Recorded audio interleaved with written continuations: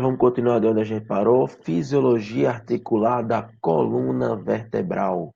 Show de bola. A gente viu na aula anterior, né, no finalzinho da aula anterior, isso daqui, né? A parte da coluna vertebral, em que nós temos a parte cervical, a torácica, a lombar e a sacral.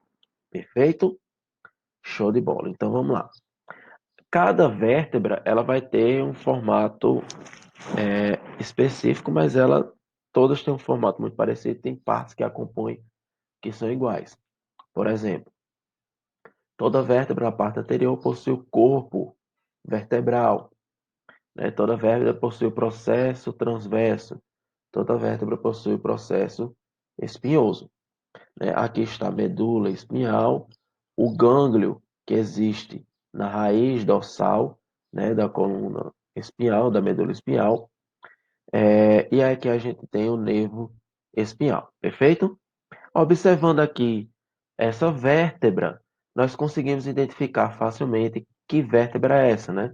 Então vamos lá, essa vértebra aqui, ela é de qual desses quatro locais?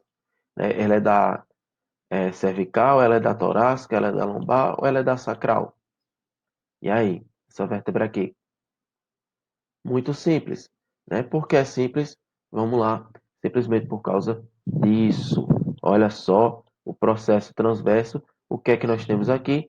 Nós temos essa pequena cavidadezinha aqui, né? Que nós temos aqui. E o que é que essa pequena cavidade vai me indicar? Essa pequena cavidade me indica simplesmente que essa daqui é uma vértebra torácica, né? Uma vértebra torácica. Por que uma vértebra torácica?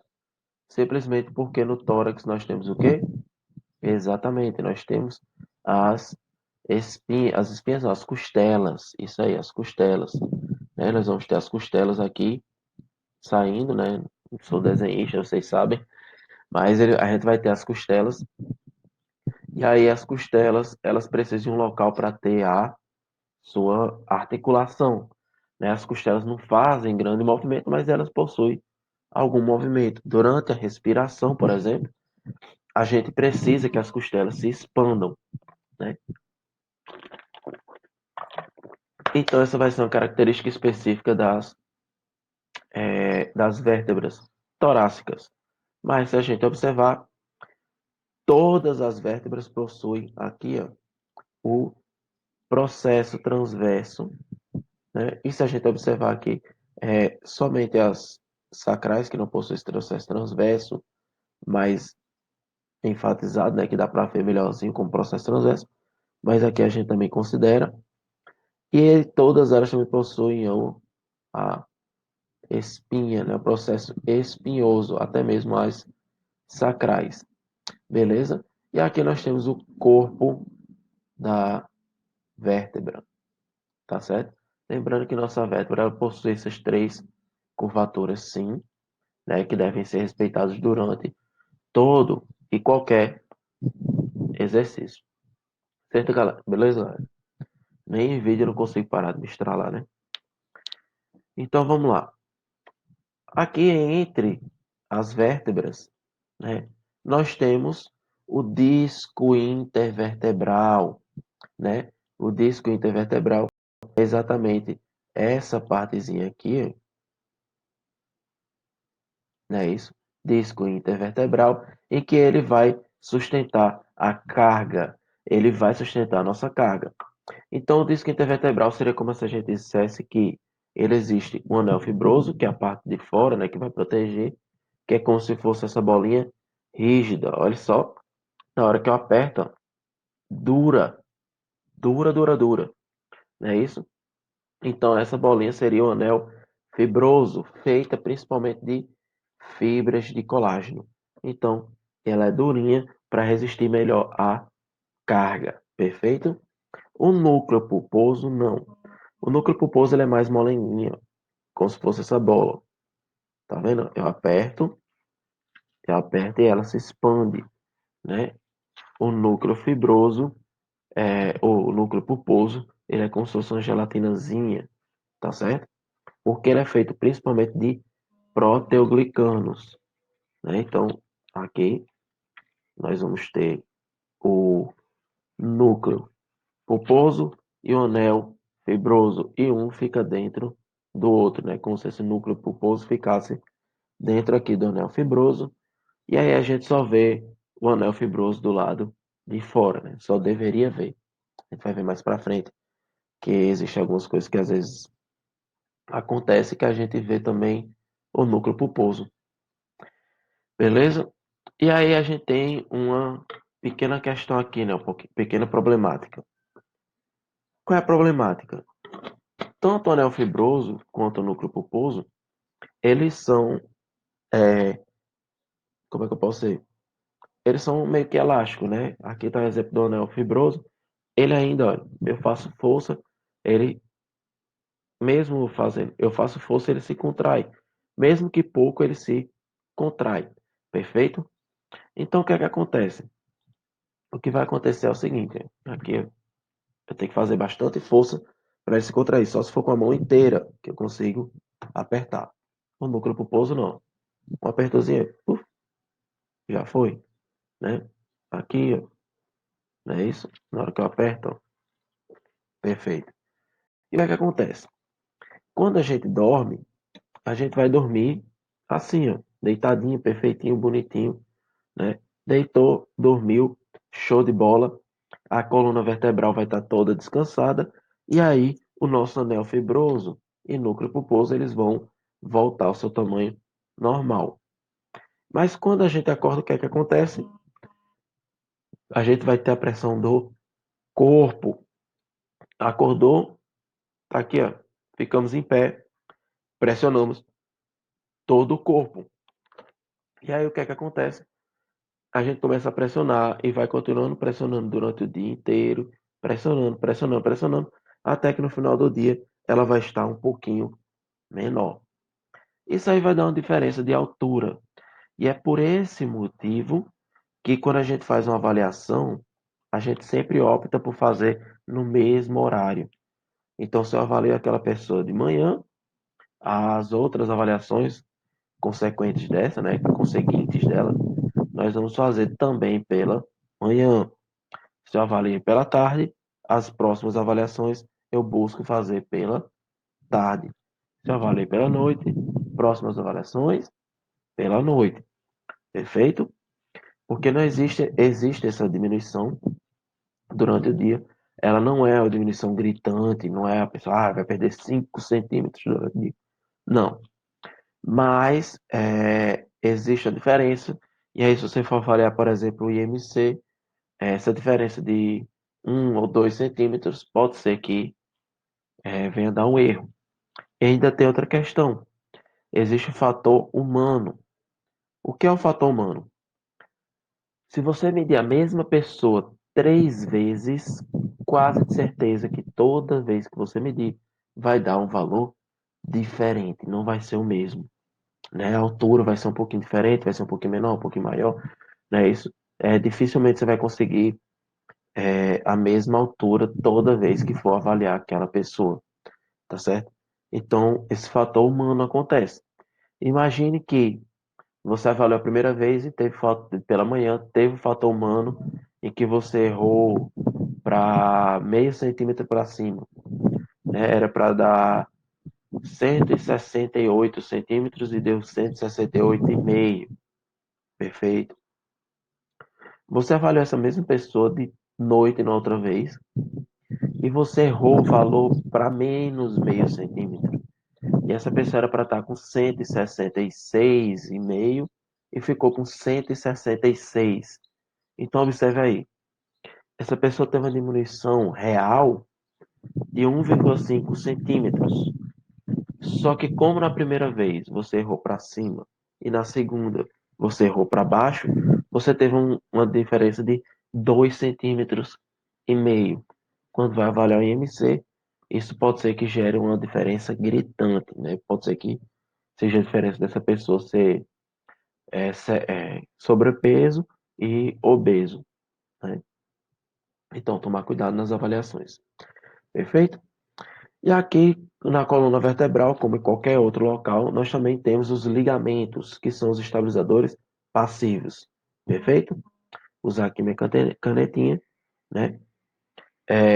O que é que acontece? Eu tenho o ligamento longitudinal anterior e o ligamento longitudinal posterior, né? A câmera está na frente, mas está aqui, ó. Ligamento longitudinal posterior. O ligamento longitudinal está aqui, coluna vertebral, frente, anterior, posterior, beleza? De lado agora, anterior, posterior. Perfeito?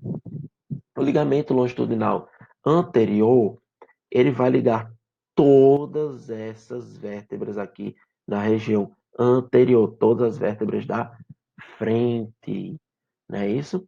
E o ligamento longitudinal posterior vai ligar todas as vértebras dessa região de trás, região posterior, não é isso? Região de trás, perfeito? Se esse ligamento está na região anterior, ele vai impedir todo o movimento para trás, né? Todo o movimento para trás. Então, esse ligamento longitudinal anterior impede movimentos de extensão, né? Isso se eu estou aqui para trás, extensão. Perfeito? Além disso, ele também vai evitar rotação, né? E flexão lateral. Então, se eu inclinar a coluna de lado, ele também vai evitar. Só que lembre, ligamento evita o quê? Movimentos excessivos da coluna, né? Todo ligamento, em qualquer local que ele se esteja, ele evita movimentos excessivos. Perfeito? É a palavra-chave. Excessivo. Né? Então, ele não vai evitar o movimento natural de fazer uma extensão, ele não evita o movimento natural de fazer uma rotação, ele não evita o movimento natural de fazer uma flexão, até mesmo que ele não evita a flexão.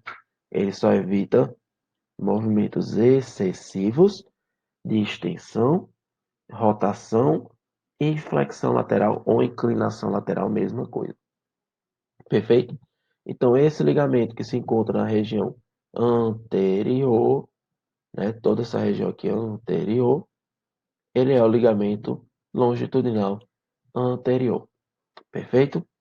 Além disso, nós temos esse daqui, ó, ligamento longitudinal posterior. Posterior está na região posterior. É isso, aqui atrás, lá próximo das espinhas. Né? Se a gente observar, ele não vai estar conectado aqui nas espinhas diretamente. Aqui nós temos outro ligamento. Perfeito? Eita. Então, qual é a função desse ligamento? Está aqui muito simples. Se ele está na região posterior, ele impede que a coluna vá para que lado? Vá para frente. Perfeito. Então está aqui a região posterior, ele impede a flexão. Além de impedir flexão, ele também vai impedir flexão lateral, inclinação lateral e rotação excessiva da coluna. Lembre sempre, palavra-chave é excessivo, não é isso? Ligamentos impedem movimentos excessivos. Então, o posterior vai impedir a flexão, né? Impede a rotação lateral e impede a inclinação lateral, seja ela para qualquer lado que for, tá certo? O ligamento longitudinal posterior e anterior, eles impedem a rotação e a flexão lateral para qualquer lado, não é isso? Só que o anterior impede extensão e o posterior, deixa eu mudar a cor aqui, e o posterior impede a flexão, perfeito? Então vamos lá, não temos somente esses ligamentos, nós temos alguns outros. Nós temos o ligamento, né, deixa eu botar aqui, o ligamento infraespinhoso. Tá aqui o ligamento infraespinhoso, não é isso? Então observe, infraespinhoso porque ele está debaixo da espinha. Tá aqui a espinha, é isso? Tá aqui toda a espinha, processo espinhoso, e aqui estão os ligamentos. Perfeito? Ligamento infraespinhoso. né? Deixa eu botar aqui outra coisa. Perfeito. Então, nós temos aqui o ligamento supraespinhoso. É esse ligamento aqui, ó. Não confundir com o infraespinhoso. O infraespinhoso é esse daqui, né?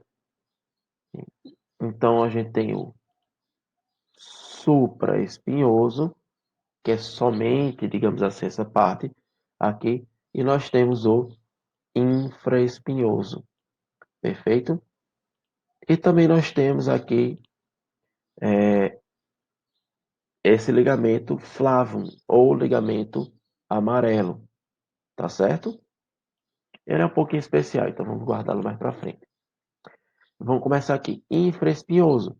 Se ele está aqui, ó, olha como é que ele está, o sentido dele, como é que ele está, o que é que ele vai evitar? Ele vai evitar flexão. Mas por que ele evita flexão? Simples. Na hora que você está aqui com a coluna vertebral, o que é que vai acontecer com as espinhas quando você flexiona? O que é que acontece quando você faz um movimento para lá, né? O que é que vai acontecer? Você vai comprimir essa região, né? E você comprime essa região anterior, você traciona essa região posterior, e aí com isso você vai afastar essas espinhas, esse processo espinhoso.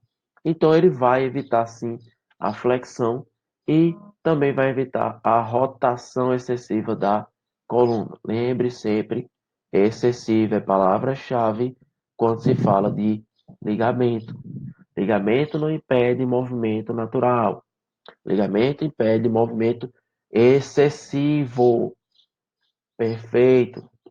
Então ele também vai impedir rotação. Por quê? Porque quando eu rotaciono, algumas vértebras têm que ficar parada. Confere? Na hora que eu faço a rotação, eu tenho que deixar, por exemplo, vou rotacionar o tronco, eu deixo a lombar parada. Eu vou rotacionar a cervical, então eu deixo a torácica parada. Perfeito? E não faço isso que eu estou fazendo. Mas vamos lá. Então ele vai impedir a rotação também. Vamos lá. Ligamento supraespinhoso, né? Supraespinhoso. Deixa eu mudar de cozinha. Supraespinhoso é esse ligamento aqui que a gente já falou. Perfeito. O que é que ele faz? Evita movimentos de flexão e rotação, né? Mas sempre com a palavra-chave que é excessivo, né? Ele vai impedir a flexão também. Por que que ele impede flexão? Se a gente observar, ele está conectado tanto com o ligamento infraespinhoso, quanto aqui, ó, com o processo espinhoso. Então, esse ligamento, quando eu faço esse movimento de flexão, eu vou estar aqui, ó, novamente, eu comprimo essa região anterior, né, isso, e eu vou tracionar essa região posterior. Com isso, eu faço com que essas espinhas façam esse movimento. Fazendo esse movimento, eu vou afastar uma espinha da outra e com isso eu vou tracionar o ligamento. Olha só que interessante que a gente ainda não tinha visto. O que é que o ligamento faz? Ele impede o tracionamento. Perfeito. Olha só. Deixa eu pegar aqui. Vou pegar esse aqui, ó, do joelho. Ele impede o tracionamento. Por quê? Olha só esse ligamento aqui. O que é que acontece se eu giro para cá? O que é que vai acontecer com ele? Olha só. Melhor, observe esse outro. Se eu girar para cá, o que acontece com ele? Opa, olha só, ele ficou frouxo. O que é que ele está fazendo? Nada, né? Se você pegar um elástico e deixar ele frouxo, o que é que ele vai fazer? Nada. Agora, se eu traciono, né? Se eu estico, o que é que ele faz? Ele cria um elástico, né? Olha só, perfeito, um elástico. Vamos aqui, né? Eu crio um elástico quando eu traciono um ligamento, e aí ele vai tentar impedir esse movimento excessivo. Perfeito. Então vamos lá.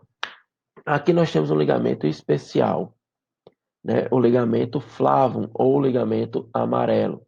Por que ligamento amarelo? Olha só a cozinha dele. né? Ele é amarelo. Qual é a corzinha dos outros? Os outros são brancos. Perfeito. Então, ele é totalmente especial por isso aqui, ó. Ele favorece os movimentos da flexão da coluna. E agora, ligamento não era para evitar movimento excessivo? Perfeito. O ligamento amarelo, ele é especial. Se a gente observar aqui, ó, você vai ver que ele está curvado, não é isso? E ele é especial porque ele é um material um pouco mais rígido. Ele acaba sendo um pouco mais rígido que o ligamento.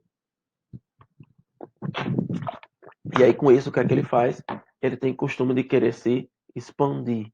Na hora que ele se expande, então ele vai jogar para frente, né? O que é que acontece se eu faço a expansão? Se eu faço isso aqui, né? Se ele se esticar todo, ele vai aumentar de comprimento e aí eu vou afastar uma espinha da outra. Então ele, diferente dos outros ligamentos, ele vai favorecer, perfeito? Favorecer a flexão e não mais evitar movimentos excessivos. Ele é especial por esse motivo. Perfeito? Então, vamos lá. Além dos estabilizadores passivos, nós temos estabilizadores ativos. E aí, um dos principais estabilizadores ativos da região da coluna é o reto do abdômen. Deixa eu botar a corzinha verde. O reto do abdômen, que é essa musculatura aqui. Observe toda essa musculatura, né? Essa musculatura do reto do abdômen, ela é um potente flexor da coluna e também um potente estabilizador ativo, não é isso? Além dele, nós vamos ter aqui, ó, esse músculo chamado de eretores da espinha, né? Que são esses músculos aqui, ó, que a gente observa, né? Que são músculos que eles vão fazer a ereção da espinha, vão deixar a espinha ereta, e esses músculos nós também chamamos de paravertebrais, não é isso? Paravertebrais, em que a gente faz aquele testezinho, em que deixa a pessoa deitada, e aí deixa a coluna dela solta no ar, né? Assim. E aí ele tem que fazer força nos paravertebrais para se manter, né? Outros estabilizadores ativos são os músculos oblíquos. Então, nós vamos ter o oblíquo interno, né? Isso que é esse daqui, oblíquo interno. E nós vamos ter o oblíquo externo, né? Que é essa musculatura aqui. Perfeito? Observe que o reto do abdômen, ele fica embaixo da aponeurose. O que é a aponeurose? É esse ligamento, esse tendão aqui mais largão, a gente chama de aponeurose. E ele fica embaixo da aponeurose do músculo oblíquo, né? Então, o oblíquo externo, ele está mais externo até mesmo do que o reto do abdômen, perfeito? Então, o músculo oblíquo interno e externo, eles vão auxiliar alguns movimentos, como é o movimento de inclinação lateral do tronco. Então, vamos lá. E aqui nós temos, vamos apresentar agora, deixa eu me diminuir, perfeito? Nós vamos apresentar agora um estudo. Olha só, na verdade são dois estudos. Nós temos esse estudo de Wilkie et al. E esse de Nashimpson, né? Não sei nem como é que se fala. E o que foi que eles avaliaram? Vamos primeiro entender o gráfico, né? Aqui é pico de pressão intradiscal normalizado em 100%. Perfeito. Então, é o pico de pressão, é a pressão que vai ter entre os discos, né? Onde 100 aqui é 100%, e em posições estáticas, ou seja, posições paradas, a pessoa simplesmente parada. Perfeito? Então vamos lá. Então, o que foi observado?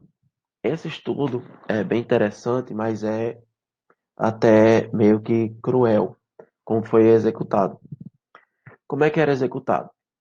Os pesquisadores pegavam uma agulha, mais ou menos desse tamanho aqui, ou até menor um pouco, talvez, mas que eles botavam num cinturão e a pessoa colocava esse cinturão e essa agulha ia até lá no núcleo pulposo, perfeito? Ele chegava até o núcleo pulposo. Chegando no núcleo pulposo, o que é que acontecia? Eles tinham uns sensores lá para avaliar o pico de pressão. E aí avaliaram pessoas em posições estáticas, parado. A primeira avaliada é a pessoa deitada em decúbito dorsal, né? Deitada em decúbito dorsal, então ela está deitada de costas, estaria deitada assim, não é isso? E aí observaram que o pico de pressão é muito pequeno. Todos os dois observou que era muito pequeno. Depois avaliaram a pessoa deitada de lado. Perfeito. Só que deitada de lado teve uma variação. Qual foi essa variação? Aqui, a pessoa deitada de lado. A variação foi que o Wilke, né, esse grupo de pesquisadores, o Wilke e colaboradores, eles fizeram com a pessoa sem um apoio para a cabeça. E aí a pessoa sem um apoio para a cabeça, ela ficava assim. E aí essa posição da cabeça aumentava a pressão intradiscal em toda a coluna, não era somente lá em cima, é em toda a coluna. Mesmo assim, ainda está abaixo do 100%, né? Ainda está ok, beleza? Por esse motivo que o Nash Simpson, ele não encontrou diferença, tá vendo? Ele botou um apoio na cabeça, com esse apoio a diferença foi nula. Depois observaram a pessoa em pé, né? Pessoa ereta, e observaram que ela chega a 100%.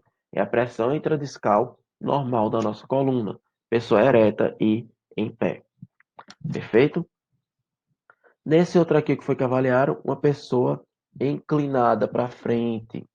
Uma pessoa inclinada para frente, todos dois chegaram a valores acima de 100%, né?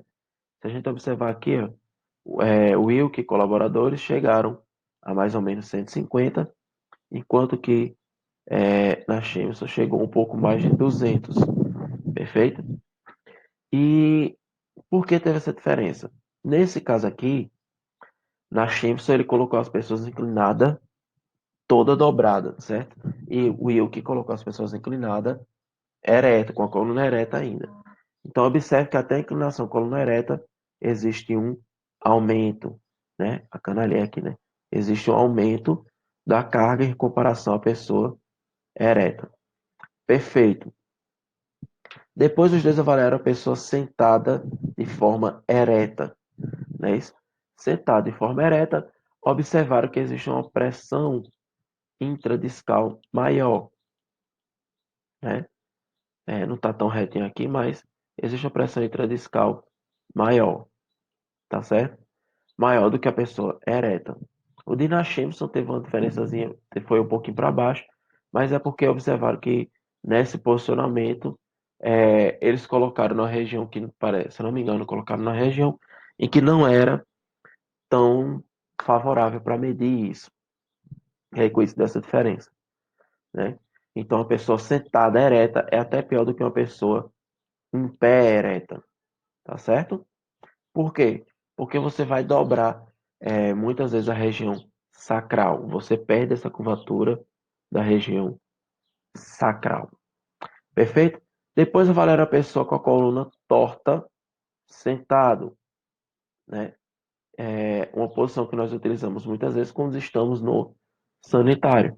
E observaram que existe uma pressão até elevada. Todos os dois estudos observaram essa pressão elevada, né? Isso por volta de 150 a 200, né? Depois disso, observaram a pessoa sentada inclinada. Então, observe, essa pessoa ela está com apoio na coluna. Ela não está simplesmente é, inclinada. Ela não está pegando aqui e se inclinando na cadeira qualquer. Ela tem apoio na coluna que nem eu estou e se inclina na cadeira, não é isso? Então, vou observar aqui, ó. Deixa eu ver se consigo botar para vocês verem.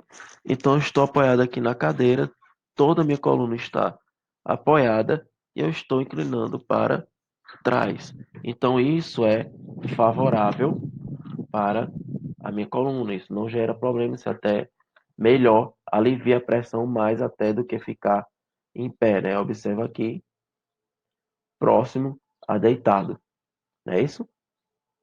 Somente esse Nachemson que avaliou isso. Depois avaliar essa pessoa com carga. E aí, olhe só como acontece. Olha o pico de diferença. Essa pessoa está segurando, se eu não me engano, é 20 quilos. E ela passou de 100%, né? Na verdade, aqui, olha, ela passou de cerca de, vamos botar entre 220, ela passou de 220 para 450. Caramba, olha só. Só porque ela pegou um peso, olha o tanto que aumenta. E aí, galera, a pessoa ereta direitinho vai pegar o peso, né, do chão. Mesmo assim, olha aqui, ó, 350. Caramba, como tá elevado. E aí nós temos esse aqui que é a pessoa segurando o peso à frente, que está 250. Ele está ereto. E observe que posição ereta, você segurar um peso na frente, é melhor do que você ficar todo torto, inclinado para frente, né? De acordo com esse gráfico, essa situação que é melhor do que ficar inclinado para frente, né? Ou é a mesma coisa. Então, a melhor situação que nós temos é ficar em pé ou sentado com a coluna apoiada, toda a coluna. Não é somente a parte, é toda a coluna. Nós temos aqui a coluna, toda ela apoiada, beleza? Então, eu vou continuar essa parte aqui na próxima aula, que aí a gente vai voltar a falar sobre essa questão da coluna toda apoiada direitinho, e aí eu explico melhor com esses gráficos aqui, com essas imagens. Perfeito? Valeu, pessoal. Até a próxima aí.